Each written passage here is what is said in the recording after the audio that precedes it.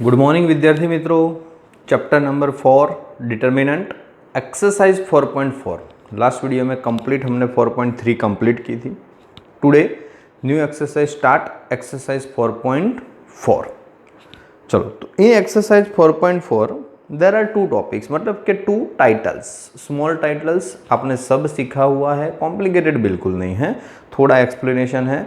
शायद ये एक्सरसाइज भी आज खत्म हो जाएगी, तो नेक्स्ट वीडियो में 4.5 पे चलेंगे। तो दो टाइटल हमको रेडी करने हैं और उसको एक्सप्लेनेशन समझाना है। टाइटल ऐसे है माइनर्स एंड कोफैक्टर। क्या है? माइनर्स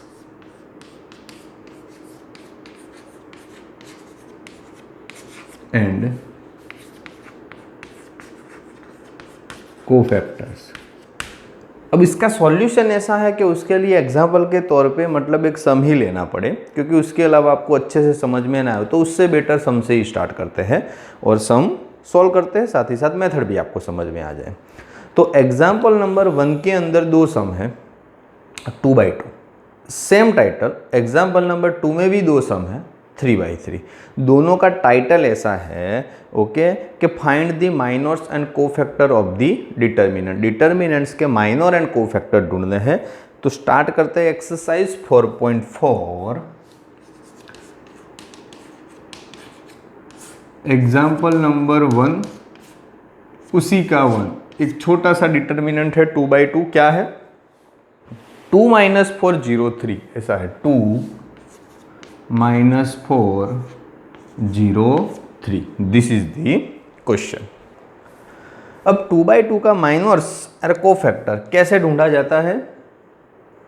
तो सबसे पहले माइनर्स को हम मतलब कि सिंबल में m के फॉर्म में दिखाएंगे, रिप्रेजेंट करेंगे, और कोफैक्टर को a के। जैसे मैं एक साथ दोनों काम करूं, यहां पे माइनर्स और यहां पे कोफैक्टर।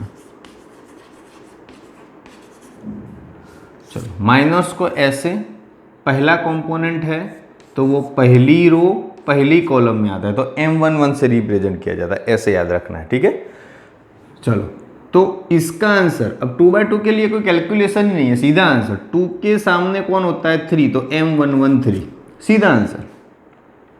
बात इसकी, तो ये पहली रो सेकंड कॉलम में तो m12, तो -4 के सामने कौन है? 0, आंसर।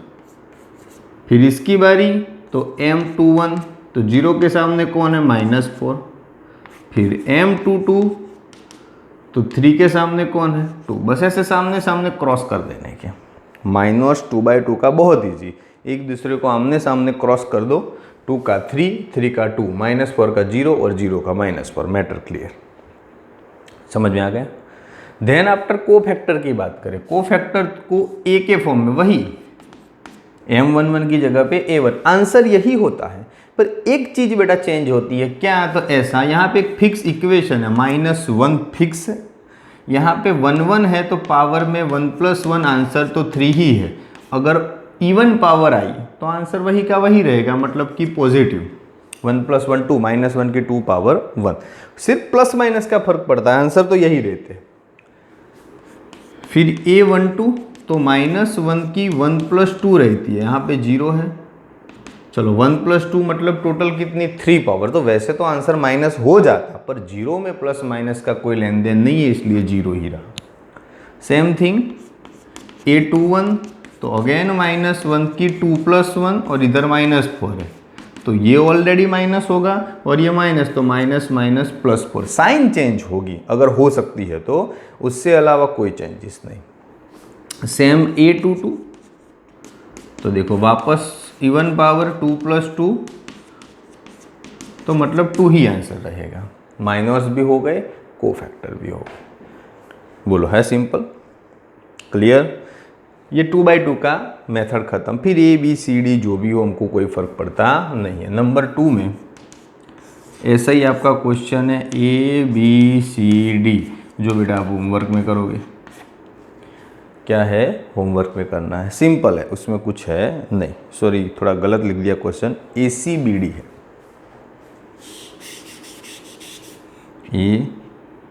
ACBD। देन आफ्टर आगे चले एग्जाम्पल नंबर 2। टाइटल बेटा वही का वही है, क्या है, माइनर्स एंड कोफैक्टर ढूंढने हैं, पर पैटर्न चेंज होगी। क्यों? नाउ 3/3 है। ओके, तो लिखते हैं पहले 3/3। उसमें नंबर 1 हमारा डिटर्मिनेंट ऐसा है 1 0 0 यूनिट मैट्रिक्स जैसा 0 1 0 0 0 1। This is the determinant 3/3। चलो अब 3/3 में क्या पैटर्न होती है, किस तरह की सिस्टम होती है, वही यहाँ पर ही हम एक साथ दो टाइटल लगा दे, माइनर्स एंड कोफैक्टर्स। चलो माइनर्स में वही M11। तो ध्यान दीजिएगा, अब 2/2 में तो सीधा क्रॉस करते थे, 3/3 में ऐसा नहीं। 3/3 में हम ऐसा करेंगे बेटा कि ये कंपोनेंट का है तो ये रो एंड कॉलम हाइड कर दो, बाकी 4 कंपोनेंट बचे जो ऑलरेडी आप वैल्यू ढूंढने के लिए 4.1 में करते थे। 1 0 0 1 उसका छोटा सा डिटर्मिनेंट बनाओ, 1 0 0 1। तो आंसर 1 जा 1 1 माइनस 0 तो 1। फिर M12, तो अब 0 को हाइड करके रो कॉलम करो, 0 0 0 1 0 0 0 1। तो सॉल्यूशन करोगे आंसर 0 ही आएगा। ओके, उसी तरह M13, तो ये 1 को हाइड करके 0 1 0 0 0 1 0 0, तो उसमें भी आंसर 0 आएगा। ऐसे आप सॉल्व करते जाओ, आंसर छोटे छोटे से। फिर इसकी बारी, तो ये रो एंड कॉलम हाइड करके, तो मैं सबका आंसर जानता हूँ, जैसे M21। अब दूसरी रो फर्स्ट कॉलम इसका करोगी तो भी आंसर 0 ही आएगा। M22 इसका जब सॉल्यूशन करोगे तो पहले के जैसे 1 आएगा। M23 वापस 0, M31 0, M32 0 एंड M33 1। मुझे पता है इसलिए मैंने लिखा, आपको तो इस तरह ढूंढने का, क्योंकि ये थोड़ा इजी था इसलिए मेरे को याद है। बाकी तो मेरे को भी ढूंढना पड़े, अगर नंबर 2 में जैसे देखो सभी के सभी न्यूमेरिकल वैल्यू आएंगे तो आपको ढूंढना पड़ेगा। चलो सभी का M11 11 22 33 हो गया। तो अब बात करते हैं कोफैक्टर में A11। तो -1 की कितनी पावर, 1 + 1, आंसर तो उसका 1 है, पर 2 पावर है, इवन है तो 1 ही आंसर आएगा। अब ऑलरेडी जिसमें 0 आंसर आता है ना, उसमें माइनस आए कि प्लस आए कोई फर्क नहीं पड़ता। तो जैसे मैं A12 के काम करूँ तो 0 ही लिख दूँ, A13 में 0 ही लिख दूँ, क्योंकि उसमें कोई फर्क नहीं पड़ेगा। अगर माइनस पावर आई, पावर में माइनस आया और माइनस लिखना है तो भी 0, प्लस लिखना है फिर भी 0, कोई फर्क नहीं पड़ेगा। A21 0,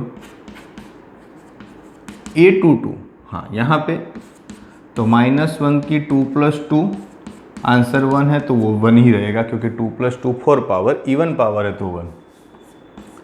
जब 23 की बारी तो वापस 0, 31 की बारी तो वापस 0, 32 की बारी तो वापस 0 एंड 33 की बारी तो माइनस, यहाँ पे 1 है तो इसलिए कैलकुलेशन करते हैं नहीं, पर वापस मतलब कि इवन पावर ही आई तो 1 आंसर। तो माइनर्स एंड कोफैक्टर 3/3 के भी हमको पता चल गए। ओके, अगेन कुछ नहीं करना है, छोटे छोटे 9 डिटर्मिनेंट बनेंगे, वो 9 के 9 डिटर्मिनेंट के आंसर वो माइनर्स, पॉजिटिव नेगेटिव साइन में चेंज वो तुम्हारा कोफैक्टर। तो उसी का सेम, उसी का नंबर 2 आप होमवर्क में करोगे। तो टोटल हमने मतलब कि 2 सम खत्म किए। पहले में 2 2/2 थे बेटा, सिंपल। दूसरे में 2 3/3 थे, simple. Number 3 and 4 both are same. Okay, इसके अंदर वैल्यू ढूंढनी है, कैसे मैं समझाता हूँ। नंबर 3 करवाता हूँ, नंबर 4 आप कर सकते हो। एग्जाम्पल नंबर 3 क्या है? एग्जाम्पल नंबर 3 कि भाई चलो पहले एक लिख ही देते हैं, डिटरमिनेंट 5 3 8, डिटर्मिनेंट 5 3 8।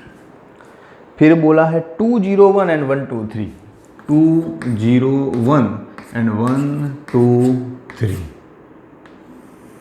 चलो ये वाला डेल्टा हमने बोला है। अब बोला है कि उसकी वैल्यू ढूंढ दो, पर वैल्यू कैसे ढूंढनी है? तो वैल्यू तो हम ऐसे 4.1 में ढूंढते ही थे, सीधा कोई भी रो या कॉलम लेके मैटर क्लियर करो और वैल्यू मिल जाए, सिंपल। उसमें कोई, और इसमें भी मिल जाए, कोई प्रॉब्लम नहीं। पर उन लोगों ने थोड़ा अलग तरीके से टाइटल बोला कि वैल्यू ढूंढो, पर किस तरह से, तो को फैक्टर का यूज़ करके। ये प्रॉब्लम, इसीलिए हम 4.1 यूज़ कर सकते हैं नहीं है, पर अल्टीमेटली वही होगा और कुछ है नहीं। तो को फैक्टर का यूज़ करके, और इसमें वैल्यू ढूंढने के लिए कोई भी रो और कॉलम इनफ होती है, तो उन लोगों ने भी किया है कि सेकंड रो का यूज़ करके। कौन सी रो?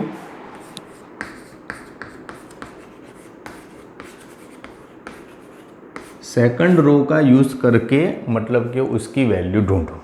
चलो, तो सेकंड रो का यूज़ करना है और वैल्यू ढूंढना है, तो सिंपल तरीके से जब भी ये को फैक्टर का यूज़ करके वैल्यू ढूंढने के लिए बोले तो उसका पर्टिकुलर इक्वेशन है। जैसे हम मतलब कि माइनस को m से रिप्रेजेंट करते हैं, को फैक्टर को a से करते हैं, उसी तरह सेकंड रो के नॉर्मल कंपोनेंट होते हैं। ये सेकंड रो हुई, नॉर्मल कंपोनेंट को ऐसे बोला जाता है कि a21, a22 एंड a23, और उसके को फैक्टर ऐसे a21, a22 एंड a23। तो उसकी वैल्यू ढूंढने का equation delta is equal to ऐसा है कि नॉर्मल कंपोनेंट और उसी का को फैक्टर प्लस नॉर्मल और उसी का को फैक्टर प्लस नॉर्मल कंपोनेंट और उसी का को फैक्टर सेम सेम रहना चाहिए। This is the equation. तो मेरे नॉर्मल कंपोनेंट तो 2, 0, 1 तीनों है, प्रॉब्लम है को फैक्टर नहीं है, तो को फैक्टर ढूंढ ले। चलो सबसे पहले a21 ढूंढे, तो क्या है हमारा a21? तो चलो छोटा सा एक determinant, row height column height 3823, 3823, 3 ज़ा 3 9, 8 ज़ा 2 16, आंसर -7। दूसरा a22 तो रो हाइट कॉलम हाइट 5813, 5813, जो 5 ज़ा 3 15, 8 ज़ा 1 8, आंसर 7। नहीं, अब पता चला ना, सब में ऐसे छोटे छोटे डिटर्मिनेंट बनाते हैं। अब 1 की बारी, तो 1 क्या है a23। चलो रो कॉलम 5312, 5312, तो 5 ज़ा 2 10 -3 7। कंप्लीट, 3 को मिल गए वो भी। तो हमारा वैल्यू ढूंढने का डेल्टा क्या? a21 तो कैपिटल A21, a22 तो कैपिटल A22 एंड a23 तो capital A23। a21 this is 2 और capital A21 -7, a22 0, capital A22 7, a23 1, या इधर से लिखे मैंने कंपोनेंट, और कैपिटल ये कैपिटल वाले, और ये 7। प्लस माइनस करो, -14, 0 + 7 क्या हो जाएगा? -14 + 0 + 7। तो ऑल ओवर मतलब कि आंसर क्या आएगा? जस्ट 1 मिनट, आंसर आएगा 7। कुछ गलती तो नहीं है ना हमारी? देख लेते हैं। 3 ज़ा 3 9 -8 ज़ा 2, यस एक मिस्टेक है हमारी। ओके, क्या मिस्टेक है वो भूल गए लिखने का, एक थोड़ी जल्दबाजी में, कि हमने a21 a22 a33 का सही कैलकुलेशन किया, पर हमको डायरेक्ट माइनर्स नहीं को फैक्टर हम ढूंढ रहे थे।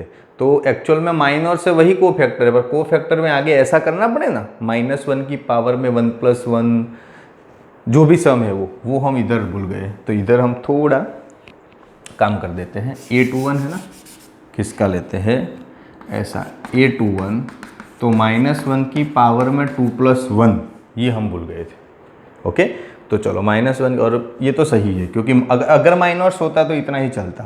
तो टोटल 3 पावर, तो आंसर माइनस आएगा, तो -9 -16 तो -7 +7 हो जाएगा।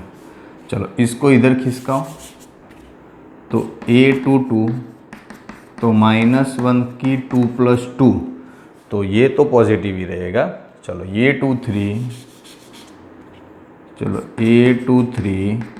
तो -1 की 2 + 3, तो ये माइनस हो जाएगा, 10 - 3 वाला, आगे माइनस, फिर 10 - 3 तो -7, तो -7 आंसर। तो इधर जो पहला था वो +7, दूसरा था वो 7, तीसरा था वो -7। चलो 7 7 -7। अब एक्सप्लेनेशन दो, तो ये +14, ये 0 और ये -7 आएगा। क्या आएगा? माइनस। तो ऑल ओवर आंसर हुआ 7। ये थोड़ी हमने सीधा ढूंढ रहे थे कोफैक्टर, इसीलिए थोड़ी जल्दबाजी में मिस्टेक हुई। अकेले माइनस पहले ढूंढते तो डिटर्मिनेंट आता, पर यहाँ पे कोफैक्टर है।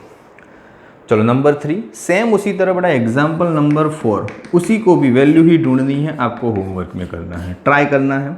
बट एग्जाम्पल नंबर 4 में XYZ वाली सिस्टम है, तो आपको थोड़ा एक्सप्लेनेशन लास्ट में न्यूमेरिकल जैसा नहीं पर कुछ एक्सप्लेनेशन देना पड़ेगा। ओके, 1XYZ 1YZ पर काम वही, और इसमें बोला है कि थर्ड कॉलम इसका यूज़ करके।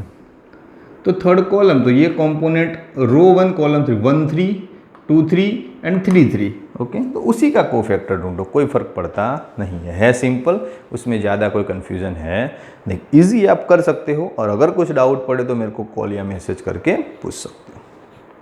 आगे एग्जाम्पल नंबर 5। ओके, वो बेटा हमें तुम्हारा MCQ है। MCQ में ऐसा है, अल्टीमेटली उन्होंने ऐसा पूछा है कि भाई अगर कोई डिटर्मिनेंट हो, ओके, और उसके कंपोनेंट नहीं दिए, ऐसे कंपोनेंट दिए हैं, मतलब कि पहले से ही सिंबॉलिक टाइप A11 ऐसा, A12 A13 A21 A22 A23 A31 A32 A33, this is the determinant, ऐसा डिटर्मिनेंट। और उसमें पूछा है कि भाई नीचे में से वैल्यू ढूंढने के लिए कौन सा इक्वेशन सही है। तो इक्वेशन में ना तो उन्होंने पहली रो बोला है, सेकंड रो बोला है, थर्ड रो बोला है, पर इतना हमको पता है इक्वेशन में कि भाई मैं रो लूँ तो पहली ले सकता हूँ, दूसरी ले, तीसरी, या कॉलम पहली दूसरी तीसरी। इन शॉर्ट इक्वेशन ऐसा होगा, जो भी छोटा कॉम्पोनेंट होगा उसी का बाजू में कोफैक्टर रहेगा। तो ऑप्शन 1 ऐसा है नहीं, पहले छोटा कंपोनेंट A11 है, उसका कोफैक्टर A31 लिखा है, दोनों मैच नहीं होते, 1 1 के पास 1 1 ही होना चाहिए। तो पहला ही स्टेटमेंट गलत हो गया, फिर पीछे चेक करने की जरूरत नहीं। फिर बी में देखो तो उसमें 1 1 1 1 1 1, दोनों 1 1 1 1, तो स्टार्ट करो, पर दूसरे कंपोनेंट पे गए प्लस करके तो 1 2 एंड 2 1 कर दिया, तो वो भी गलत हो गया। तीसरे में 2 1 एंड 1 1, पहला ही गलत है। चौथे में 1 1 1 1 सही है, 2 1 2 1 सही है, 3 1 3 1 सही है। इन शॉर्ट मतलब कि तीनों के तीनों सही है, तो ऑप्शन डी इज राइट। तो जस्ट इतना था कि ना कोई क्वेश्चन, हमको इक्वेशन परफेक्ट चेक करना था, तो परफेक्ट इक्वेशन के लिए जो कंपोनेंट है उसी का कोफैक्टर होना चाहिए, और हमने कर दिया। इसी के साथ बेटा हमारी एक्सरसाइज 4.4 खत्म।